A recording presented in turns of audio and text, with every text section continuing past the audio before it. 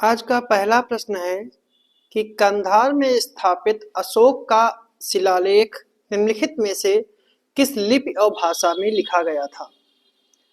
Option है Aramaic और Brahmi, Greek और ब्राह्मी, देवनागरी और तमिल और ग्रीक और अरमाइक। तो जो इसका सही जो आंसर है वो आपका है डी ऑप्शन, ग्रीक और अरमाइक। कंधार में अशोक का शिलालेख लगभग 2250 साल पुराना है, जो वर्तमान के अफगानिस्तान के कंधार में पाया गया है। इसे अशोक नामक शासक के आदेश पर खुदवाया गया था और यह शिलालेख ग्रीक और अरमाइक भाषाओं में खुदवाया गया है। अगला प्रश्न है निम्नलिखित में से कौन सा जोड़ा जो है वो सही सुमेलित है। कौन सा जोड़ा जो है सही सुमेलित है कि निम्नलिखित जोड़ों में से कौन सा सही ढंग से मेल खाता है या सुमेलित है। निम्न पुरा पाषाण काल औजार जो गुच्छों और ब्लेडों पर बने होते थे। मध्य पुरा पाषाण काल में गुच्छों पर बने औजार। उच्च पुरा पाषाण काल में उद्योग, हाथ की कुल्हाड़ी और क्लीवर। तो कौन से जो हैं सही सुमेलित हैं, या फिर डी ऑप्शन उपयुक्त में से एक से अधिक, मतलब कि और भी अधिक एक से ज्यादा ऑप्शन सही हो सकते हैं। तो इसका सही जो आंसर है वो आपका है सी ऑप्शन, उच्च पुरा पाषाण काल में उद्योग, हाथ की कुल्हाड़ी और क्लीवर होते थे। अब अगर पहला इसलिए गलत है क्योंकि निम्न पुरा पाषाण काल जो है गलत इसलिए है क्योंकि निम्न पुरा पाषाण काल में हस्त कुल्हाड़ी और क्लीवर उद्योग था। मध्य पुरा पाषाण काल में जो था उस सल्कों पर बने उपकरण थे, न कि गुच्छों पर बने औजार थे। और सी ऑप्शन जो है वो सही है। अगला प्रश्न है स्वदेशी आंदोलन के दौरान निम्नलिखित में से किस नेता ने घोषणा की कि राजनैतिक स्वतंत्रता एक राष्ट्र की जीवन दायिनी है। ऑप्शन है रविन्द्रनाथ टैगोर, बिपिन चंद्र पाल, अरविंद घोष या फिर बाल गंगाधर तिलक।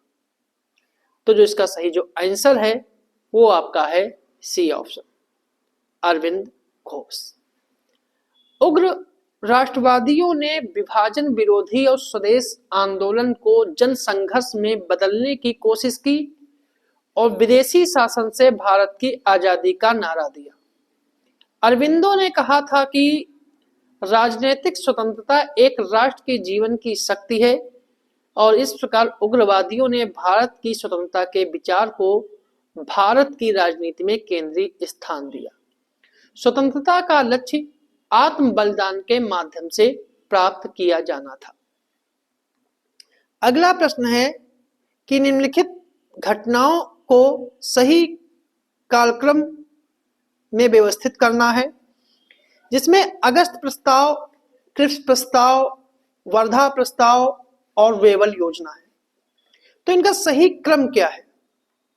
तो अगर वेवल योजना की हम बात करें तो वेवल योजना जो है वो 14 जून 1945 को हुई थी। वेवल योजना जो थी 14 जून 1945 को हुई थी। वर्धा प्रस्ताव की बात करें तो वर्धा प्रस्ताव जो है वो 14 जुलाई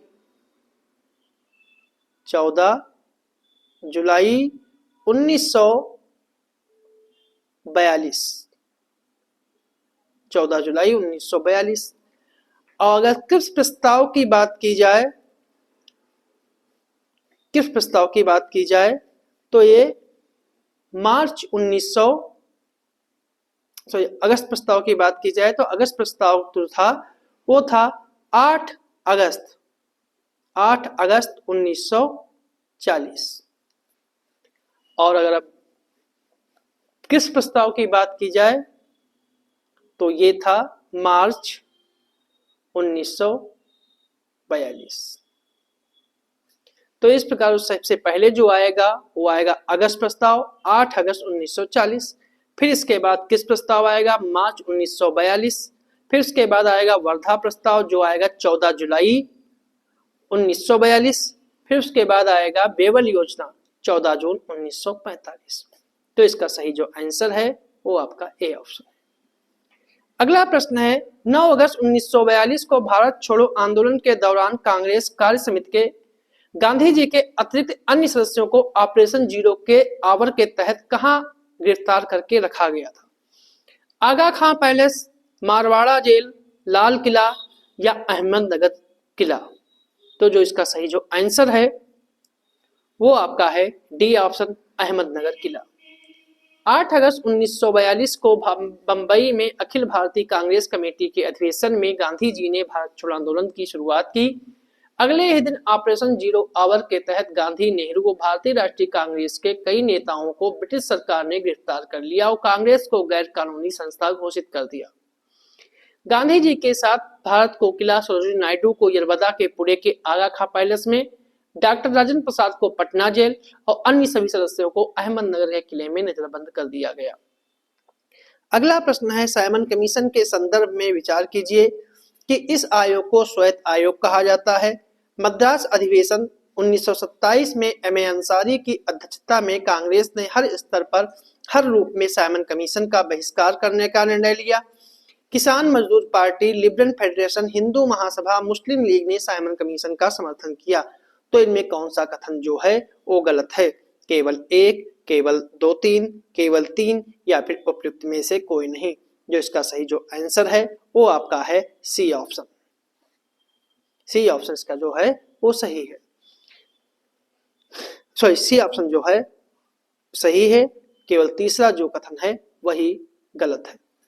क्योंकि 1919 के फास्ट शासन अधिनियम में यह प्रावधान किया गया था कि 10 वर्ष पश्चात इस अधिनियम की समीक्षा के लिए एक आयोग बनाया जाएगा, किंतु आयोग की नियुक्ति 2 वर्ष पूर्व 1927 में ही कर दी गई थी। यह आयोग सर जॉन साइमन की अध्यक्षता में गठित किया गया था, इसलिए इस आयोग का नाम साइमन आयोग रखा गया। इस आयोग के अन्य सदस्य Henry Levy Lawson, Edward Cadogan, Vernon Hartshorn, George Lane Fox, Donald Howard थे। इस आयोग में कोई भी भारतीय सदस्य शामिल नहीं था, जिसके कारण इस आयोग को स्वायत्त आयोग कहा गया। भारत में इस आयोग का काफी विरोध हुआ। मद्रास अधिवेशन 1927 में एम.ए. अंसारी की अध्यक्षता में कांग्रेस ने साइमन कमीशन का हर स्तर पर हर रूप में बहिष्कार करने का निर्णय लिया। किसान मजदूर party, liberal federation, Hindu Mahasabha, मुस्लिम लीग ने भी आयोग के बहिष्कार की नीति अपनाई। पंजाब के संघवादियों और दक्षिण भारत की जस्टिस पार्टी ने आयोग का बहिष्कार न करने की नीति अपनाई। 3 फरवरी 1928 को साइमन कमीशन भारत पहुंचा था, लेकिन इस आयोग की घोषणा जो है वो 8 नवंबर 1927 को हुई थी। अगला प्रश्न है कांग्रेस सोशलिस्ट पार्टी के संदर्भ में निम्नलिखित कथनों पर विचार करिए कि इसने ब्रिटिश वस्तुओं के बहिष्कार और करों की चोरी की वकालत की थी। यह सर्वहारा वर्ग की तानाशाही स्थापित करना चाहता था।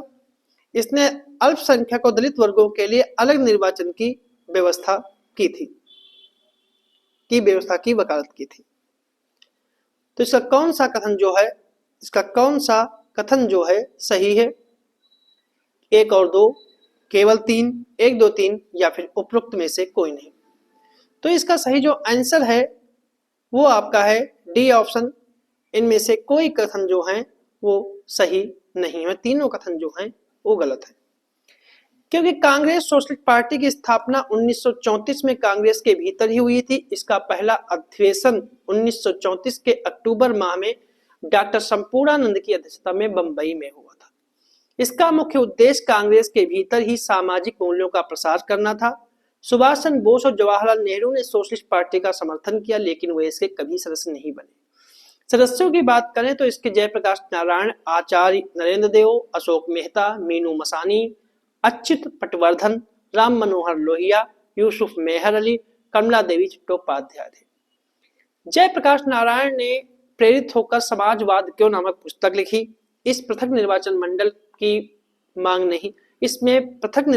की मांग नहीं की गई थी और न ही इसका उद्देश्य सर्वहारा वर्ग की तानाशाही स्थापित करना था। उनके कार्यक्रम में समाजवाद का प्रसार किया गया और कांग्रेस के कार्यक्रमों के साथ उनका समन्वय हुआ। कर चोरी और बहिष्कार कार्यक्रम अलग अलग नहीं चलाया गया, इसलिए इसके तीनों कथन जो हैं गलत हैं। अगला प्रश्न है, निम्नलिखित में से कथनों पर विचार करें कि सविनय अवज्ञा आंदोलन शुरू करने से पहले गांधी जी ने सरकार के सामने 11 सूत्री मांगे पेश की।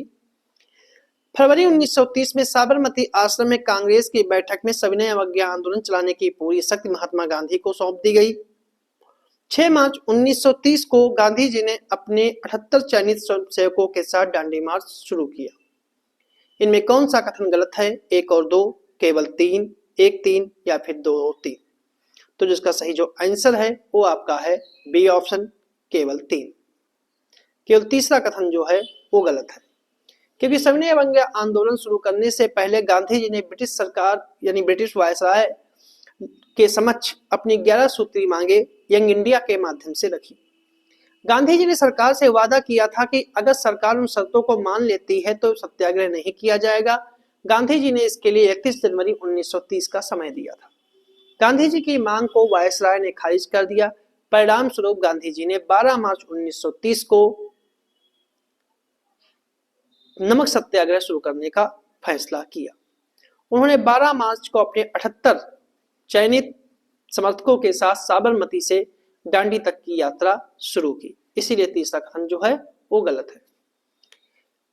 240 मील यानी 375 किलोमीटर चलने के बाद यह यात्रा 5 अप्रैल को दांडी पहुंची और 6 अप्रैल को गांधी जी ने नमक बनाकर कानून को तोड़ा, जिसके बाद पूरे देश में सविनय अवज्ञा आंदोलन शुरू हो गया।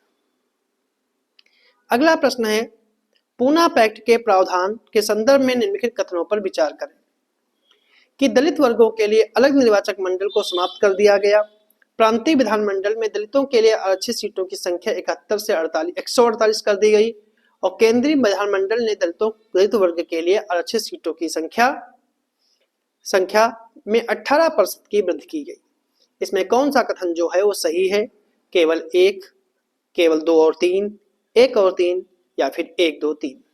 इसका जो सही जो आंसर है वो आपका है डी ऑप्शन, 1 2 3। इसके तीनों कथन जो हैं वो पूर्णतया सही हैं। ठीक है, पूना पैक्ट के संदर्भ में इसके तीनों कथन जो हैं वो पूर्णतया सही हैं। अगला प्रश्न है, निम्नलिखित में किसने रॉलेट सत्याग्रह को असहयोग आंदोलन का जनक कहा? राजेंद्र प्रसाद, मोहम्मद अली जिन्ना, महात्मा गांधी या फिर सुरेंद्रनाथ बनर्जी? तो जिसका सही जो आंसर है वो आपका है डी ऑप्शन, सुरेंद्रनाथ बनर्जी।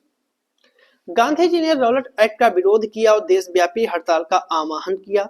गांधी जी के नेतृत्व में अखिल भारतीय सत्याग्रह आंदोलन के लिए 30 मार्च 1919 की तिथि तय थी, लेकिन बाद में यह तिथि बदलकर 6 अप्रैल कर दी गई। कई जगह पर सत्याग्रहियों ने अहिंसा का मार्ग छोड़कर हिंसा का रास्ता चुना, जिसके कारण गांधी जी ने 18 अप्रैल 1919 को सत्याग्रह समाप्त कर दिया और सुरेंद्रनाथ बनर्जी ने रॉलेट सत्याग्रह को असहयोग आंदोलन का जनक कहा। अगला प्रश्न है, मुस्लिम लीग के 1916 के लखनऊ सम्मेलन की अध्यक्षता किसने की थी? फजल उल हक, डॉक्टर अंसारी, मोहम्मद अली और मोहम्मद अली जिन्ना? जो इसका सही जो आंसर है वो है आपका D N option, Mohammad Ali Jinnah. Muslim League की स्थापना 1906 में हुई। शुरू में मोहम्मद अली जिन्ना अखिल भारतीय मुस्लिम लीग में शामिल होने से बचते रहे, लेकिन बाद में उन्होंने अल्पसंख्यक मुस्लिम्स को नेतृत्व देने का फैसला किया। 1913 में जिन्ना मुस्लिम लीग में शामिल हुए और 1916 के लखनऊ अधिवेशन की अध्यक्षता की। अगला प्रश्न है, निम्नलिखित कथनों पर विचार करें कि बाल गंगाधर तिलक ने 28 अप्रैल 1916 को बेलगावी यानी पूना में होम रूल लीग की स्थापना की घोषणा की। दूसरा है, होम रूल लीग की स्थापना एनी बेसेंट ने सितंबर 1916 में की थी। तिलक और एनी बेसेंट द्वारा गठित होम रूल लीग का 1917 में विलय कर दिया गया। तो उपयुक्त कथनों में से कौन सा कथन सत्य है? 1 और 2, केवल 1 और 3, केवल 2 और 3 या फिर 1 2 3? तो जिसका सही जो आंसर है वो आपका है ए ऑप्शन, एक और दो। पहला और दूसरा जो है सही है, तीसरा कथन जो है वो गलत है। क्योंकि 28 अप्रैल 1916 को तिलक ने बेलगावी में होम रूल की स्थापना की। तिलक द्वारा स्थापित लीग का प्रभाव कर्नाटक, महाराष्ट्र और बंबई को छोड़कर मध्य प्रांत और बरार तक फैला हुआ था। बाल गंगाधर तिलक ने अपने पत्रों मराठा और केसरी के माध्यम से इसका प्रचार किया। एनी बेसेंट ने सितंबर 1916 में मद्रास में होम रूल लीग की स्थापना की। एनी बेसेंट ने जॉर्ज अरुंडेल को अपना होम रूल लीग का सदस्य बनाया और होम रूल लीग की स्थापना की योजना उनके दिमाग की उपज थी। तिलक और एनी बेसेंट द्वारा गठित होम रूल लीग को 1918 में एक में मिला दिया गया था, ना कि 1917 में। मतलब 1918 में विलय किया गया था, ना कि 1917 में। इसलिए इसका तीसरा कथन जो है गलत है। तो ये थे हमारे आज के कुछ प्रश्न।